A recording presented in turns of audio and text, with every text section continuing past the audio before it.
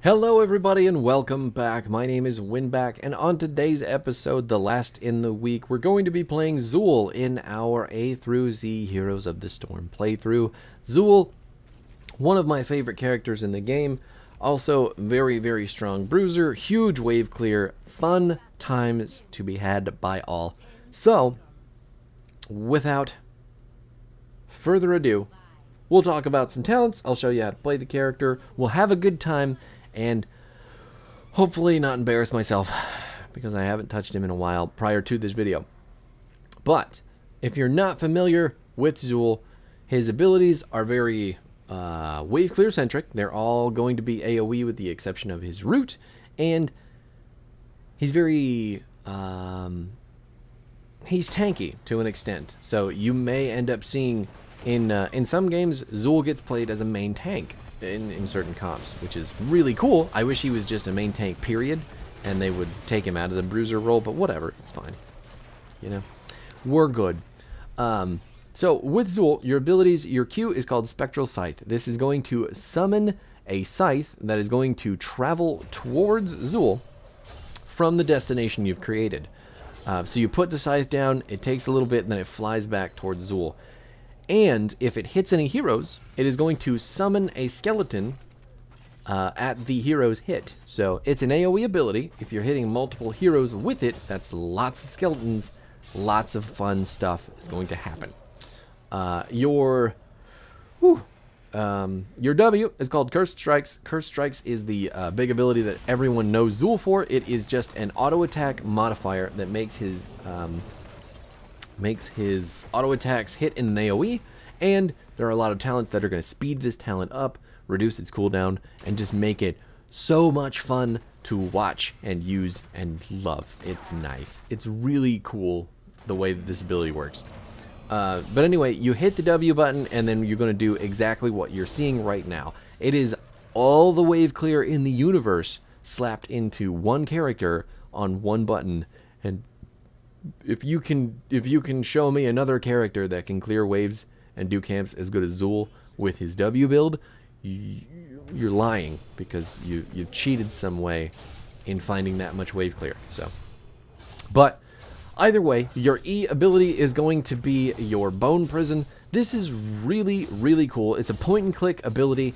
It takes 2 seconds to trigger though. So once you've clicked on someone, they'll get the indicator on the ground, and then after 2 seconds, the root will pop up, hold them in place for, let's see, 1.75 seconds. So for a 2-second delay, you're getting almost a 2-second root, and that in and of itself should be plenty of indication for whoever's on your team to attack the shit out of whichever character is imprisoned. It's so strong.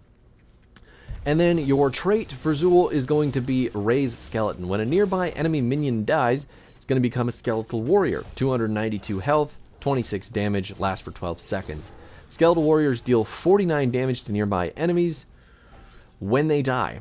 Up to 3 Skeletal Warriors can be active at once when spawned in this way. So, what we mentioned earlier with the Q skeletons, the skeleton spawn from your scythe do not count towards the 3 skeleton cap of your trait. So you could technically get lots of skeletons out if you're fighting in a lane and you're hitting lots of scythes. It's really quite cool.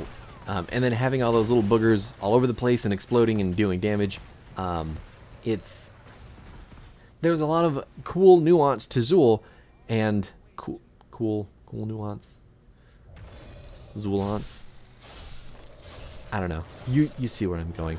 But skeletons, wave clear, just kind of random, indiscriminate AoE damage is the name of the game for Zool, and it is really fun.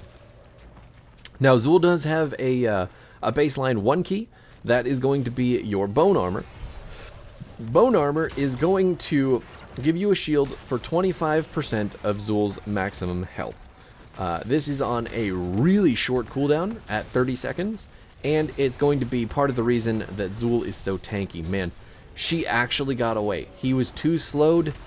Diablo was too slowed by the Jaina to... I'm gonna die. That sucks.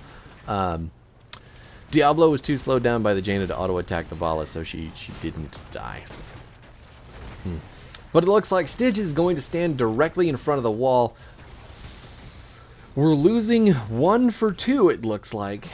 But can we keep the point up? Is the Orphea... Okay.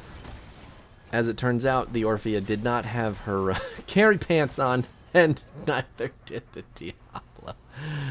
But it's fine. They've got to charge the entire objective. And I'm just going to go back to clearing waves, because that's what I enjoy doing with this character. Now, but anyway, bone armor. Your level 1 talent is always going to affect bone armor. It's a full bone armor tier. How many times can I say bone armor in 60 seconds? We'll find out. That's the last time I'm going to say it, actually. But the ability, again, you hit it.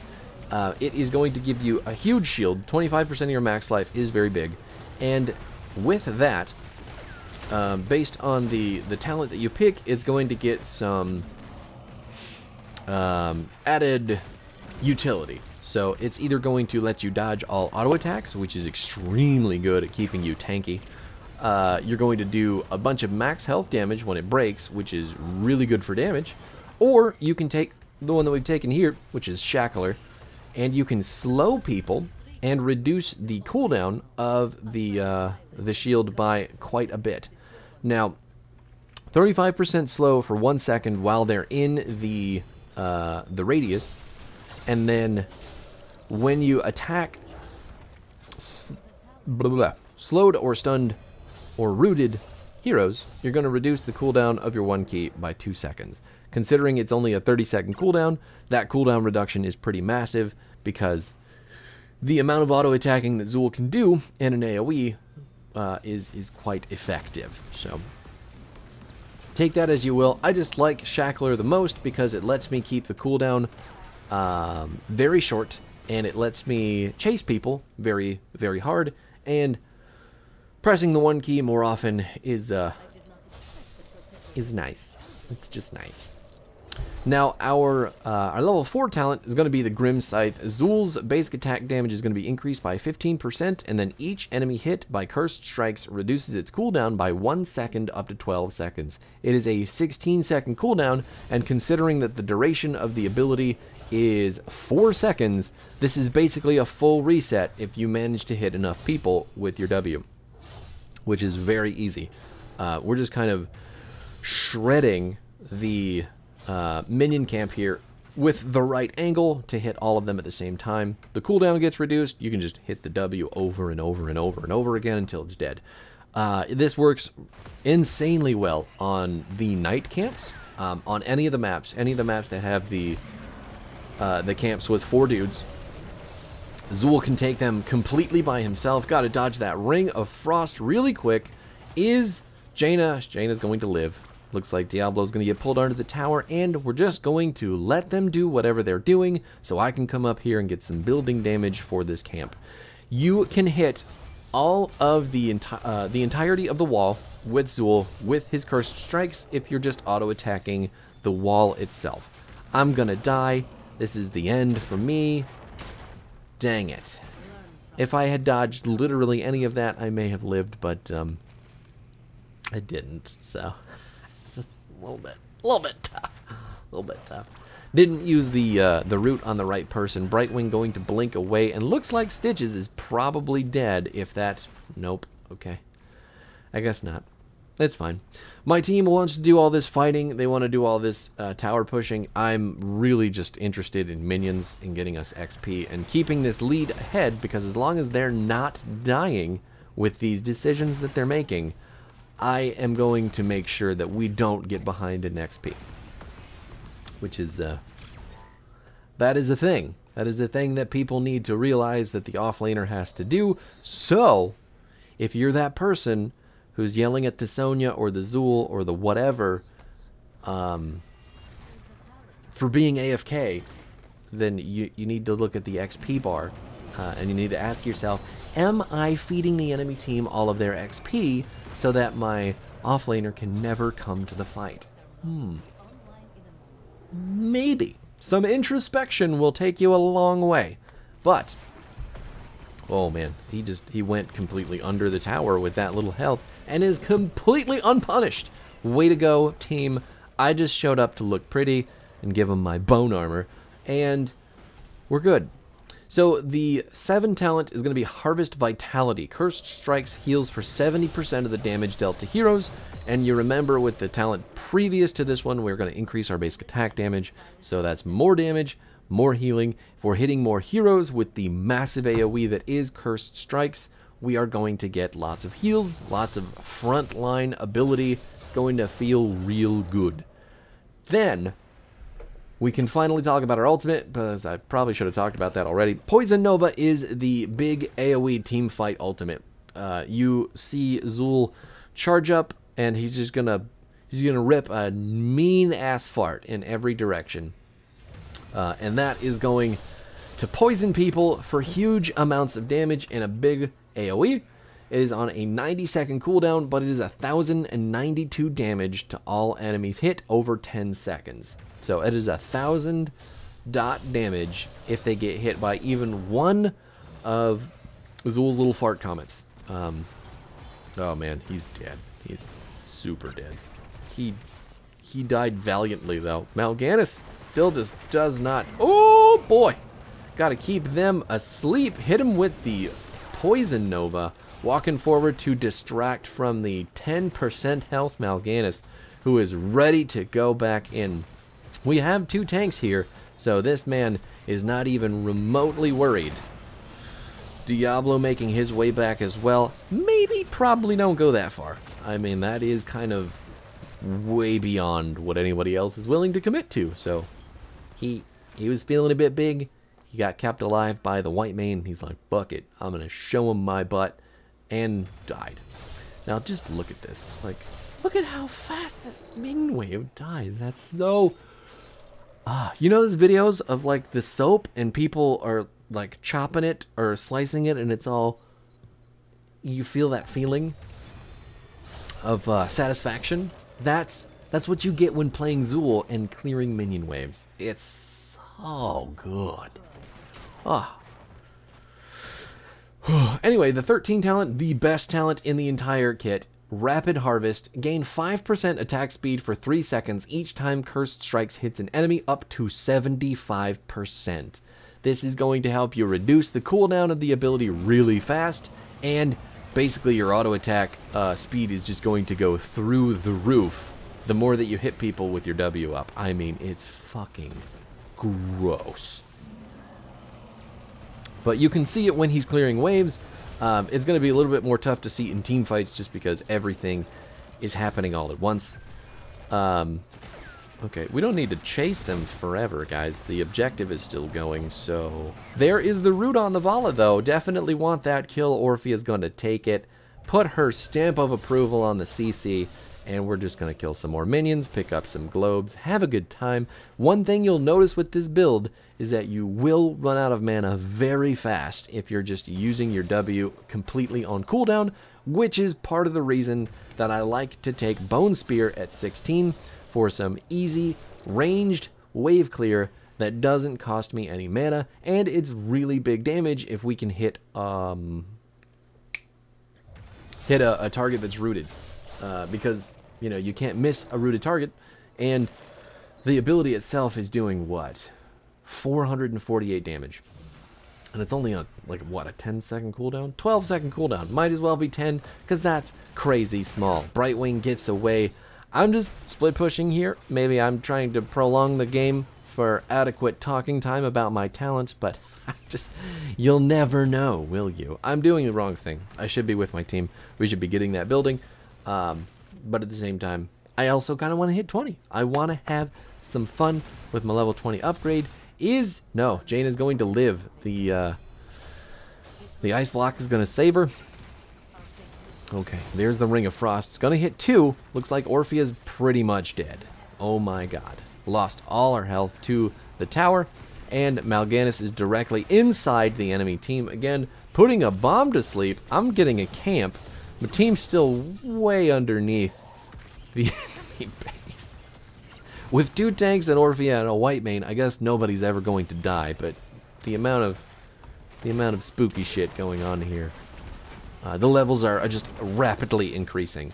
Going to lock down the Vala with a root. She's going to get away, though, unfortunately. Going to make it to the Hall of Storms. Brush off all of our Poison Nova damage. Nobody on my team felt like killing her. Try and root her one more time. Any damage? Any damage? Any CC? Nope. Polymorphed Diablo. Okay, Mal'Ganis is down. This may be the signal to retreat, team. Maybe? Okay, at level 20, we're going to be picking up the Kalen's Edict. So instead of Andariel's Visage,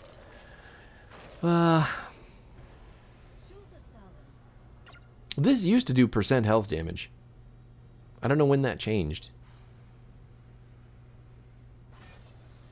Huh. Yeah, the 20 used to do % health damage, and it would heal you also, but now I guess it just heals and does more damage. So if the duration is increased by 50%, we're going to get about 500 more damage for the poison. I don't necessarily like this talent. I don't know why. There's been a few times where I've made cool plays with it, but it's kind of like, The cooldown isn't reduced for Poison Nova, so you still have to hit big Poison Novas in big team fights, and that in and of itself just kind of like, oh, whatever. If you miss it, you're fucked. So instead, I like Kalen's Edict.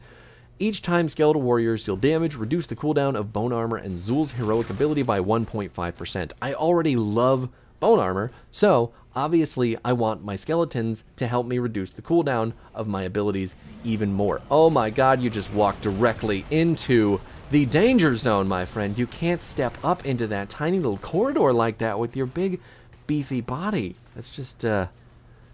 2.5 people dead. This is game-ending territory. We should probably just go finish it off through middle with the minion wave here, but I wonder if we will, because we look really, really interested in that middle keep. Whew. Mal'Ganis going to get the old the objective. But again, yeah, each time they deal damage, which is very often, because you'll bring them up with minion deaths in the lanes, or under the core in this case, because there's, ooh, that blink. He didn't get the flip. Maybe he just didn't have it on cooldown. He's gonna die for that. That's so unfortunate, because that was really good blink. Yeah, no, but we're gonna be raising tons of skeletal warriors. We are going to be having them do lots and lots of damage to heroes, to minions, to whatever. Even when they die, they're dealing damage, so they're reducing the cooldown. We have our Poison Nova up again, so it's ready to go. It's good. Things are happening. Love it. Yeah, I like the cooldown reduction. The healing and the extra damage for Poison Nova feels... I miss the ability a lot. I think it's really easy to dodge, personally, but, ooh, dodge that hook. Get out of here. Get that sidestep all up in your eyeballs. Are they not rotating around to stop us? Hello? Enemy team? Are you just going the same? Oh, there he is. He snuck past me. What a genius. He's just hugging the wall. I was going to try and root somebody, but not that it would have done anything. I don't think my team was ready for it. Yeah. So let's just dissect this final push. While we've got all of our abilities up, we're ready to do some swiping, some cursed striking. Ooh. Blocking some damage with our bone armor. Still waiting for the enemy team to do some sort of engage. Both of our tanks right now are inside the robot, so this is a little bit spicy. The robot taking a lot of damage. I've been pulled. I've got the root. We hit the bone spear. I'm missing the Poison Nova. I didn't hit a single person with that Poison Nova, and there you can see why I don't like that level 20. Oh my god, that's a lot of damage from the Vala. I am very low health. My tanks are still in the robot. They're not really doing building damage, so I'm just gonna leave. I'm not effective in any way in that team fight any longer because I don't have the health. We're gonna pick up some globes, get some regen going, and see if we can rejoin the fight from the flank now that the tanks are out of the building. Just gonna get a little bit more going real quick here. Reducing the cooldown again for our Poison Nova quite a bit. The skeletons are going in. We're down to 13 seconds on the Poison Nova. Down to 6. Ooh, got the root on the Diva. I'm just having a really tough time getting into the fight because Zul ultimately does not have any mobility. All of our tanks do, so they get really far ahead, and my white mane is trying her damnedest to keep them alive, so I cannot get any healing on the backside to step up there with him. So the game goes on, the buildings are almost gone, and we haven't lost a single one. Both the tanks are dead. The enemy team does have a sort of window to come back here, but they have to go get camps. They have to get all the lanes pushed. They have to make something big happen, and that's really difficult. That's another reason to take Bone Spear. The fact that Jaina was just sitting there, probably with some other teammates, maybe? Had I gone up there and done it with my my cursed strikes, I would have eaten a lot of damage and potentially died. So, good Bone Spear usage. Both Whitemane and Orphea are dead. Super unfortunate stuff there. And you know, you don't have to be out in the middle of the lane protecting a fort at level 23. So just I've got my big beefy boys back though. My front line is here. I can be, you know, the little brother of the trio. I'll be the mini guy. Diablo will be the oldest, and Mal'Ganis is the middle. So I'm the baby. Please protect me. He's got the stun. We've got the root on the Stitches because he's the only one that we can hit. Try sleeping some guys, says the Mal'Ganis. Stitches, again, very, well, killable, I think, but I guess we're not doing that. Oh, my God. Okay, we're fine. Everything's fine. He didn't die to the turret. Too much health for that. And the waves are still hard pushing up in the top. We don't have the middle keep down yet, which is a little bit shocking, but look at that, clear. Didn't even have to use my W. We can save the mana with just a Q and a 2. A Q and a 2. Whew. Diablo trying to get some souls back, it would seem. Getting slowed down, trying to come peel for him. Looks like the enemy team isn't even remotely interested in chasing. I'm just looking at the cooldown for my ultimate, and the skeleton, or while the skeleton is doing its little chase on Stitches there. Oh, buddy. Wrong neighborhood. Wrong neighborhood. I missed the Bone Spear on a stationary target. This is how I die. Everything is terrible. We're going to pop. Oh, no. Oh, no. Whitemane with that Divine Reckoning. I take back everything I ever said about the ultimate. That was fantastic stuff. He just stood in the damage, gave me all the health back. Oh, excuse me. Diablo's dead. We're still going for some kills. Mal'Ganis is going to trade his life for absolutely fucking nothing. And now I need to try to save my Whitemane with my peel abilities. Can't even do it. Gonna eat a lot of damage. Probably dead. Unfortunate. So, as a tank player, I just want to make sure everyone's aware when you're playing a tank, you probably aren't going to kill anybody by yourself, especially if it's just you versus like 3 other people. I know Mal'Ganis is fun, but he's not going to kill anybody, you know? So, deep thoughts. A little bit of introspection might save your life next time and make the game end a little bit faster. Ooh, sorry. Eyeballs.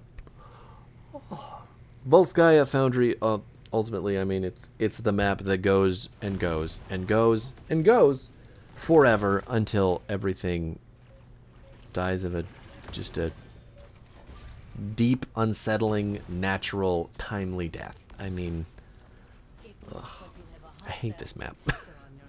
I also have not been contributing to some of the end conditions, but once we hit 20, I mean, I'm ready to close it out, you know what I'm saying?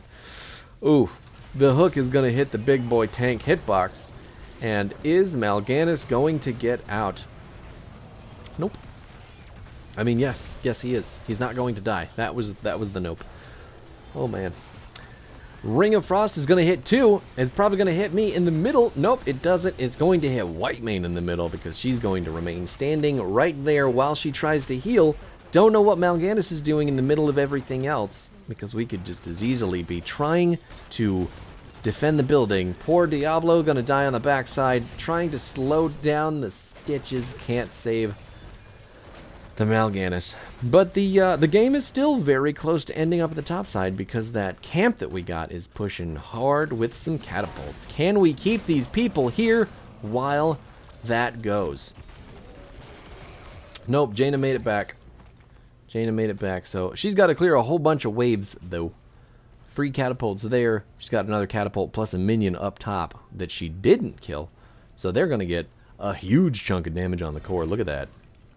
That's just an easy 79% core. Fuck, man. Minions win games. Especially when you're playing a character like Zul, who can summon some other minions to basically anti-clear for the enemy team. It's really... Oh, I gotta stretch. You know that feeling what you get when you're sitting in a game for way too long and your whole body just rejects the amount of time that you're sitting in the chair? It's fine. It's fine. I got to play this character for a very long time. And I'm having a good time. Because this character is fun. I'm enjoying it. It's good. Can we just get some easy clear real quick? I think they're doing the camp, so we should be safe on that. Diablo gets all of his souls back. We've got some skeletons pushed up. I gotta go clear out that top merc camp. Let's not go kill ourselves on a keep while the enemy team pushes in. Okay, I need to run down there right now. Big ult from the Orphea going to catch the Vala. She's not going to take any damage, though. The Divine Reckoning comes down. The Apocalypse is out. 3 people are going to be stunned and slept and murdered to death because Mal'Ganis finally got the kills he's been chasing his entire life. And Diablo's coming right back with his souls. We'll just go directly through the keep, get the minions pushed up. Diva is not an issue for the 4 of us. Thank God that went the way that it did. Whitemane again with the Divine Reckoning and that Apocalypse stun on top of the Divine Reckoning. I mean, that healing alone was the reason that we lived there. So Divine Reckoning coming in clutch, but it is coming in clutch in exactly the scenario that I said it would. We have a very aggressive, forward-pushing team comp, very easy to clump up the enemy team and land some big, thick Divine Reckonings, keeping us all alive. Orphea taking the MVP. Sure, whatever. Let's see how many stats we got through here. Show me what I got. Let's skip it. We got Siege Master. That makes sense. 45% of the team's structure damage. 247,000 siege damage. 40,000 XP soaked. You'd think I was a fucking split-pushing Zagara Murky Abathur all rolled into one with this character. My God, it just so good. So good. I love Zul. I love this character so much. And our hero damage was not pitiful either. 80, well, maybe that's just because the game went for so fucking long. Jesus. 164,000 on the Orphea. We did almost half of that. Whatever. The stats are skewed because the game went for 1,000 years on the most long fucking map in the game. Full Sky sucks. But it's still better than Blackheart's Bay.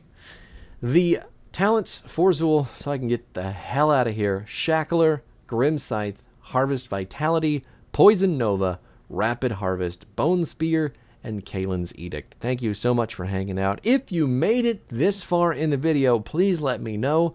You deserve some sort of award or pat on the back. You absolute gem of a person, you. Goodbye. I'll see you guys next week. The playthrough's almost done. I think next week we'll just knock out all 5 left because it's Urel, Zagara, Zeratul. Zul'jin is the very last. I'm missing another Z.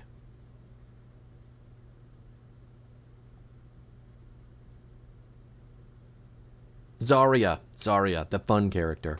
Right, so Urel, Zarya, Urel, Zagara, Zarya, Zeratul, Zul'jin. 5. We'll do them all at once. There won't be a delay in the 4 videos per week. It'll be 5 instead, but I'll see you guys there. Peace out. Goodbye.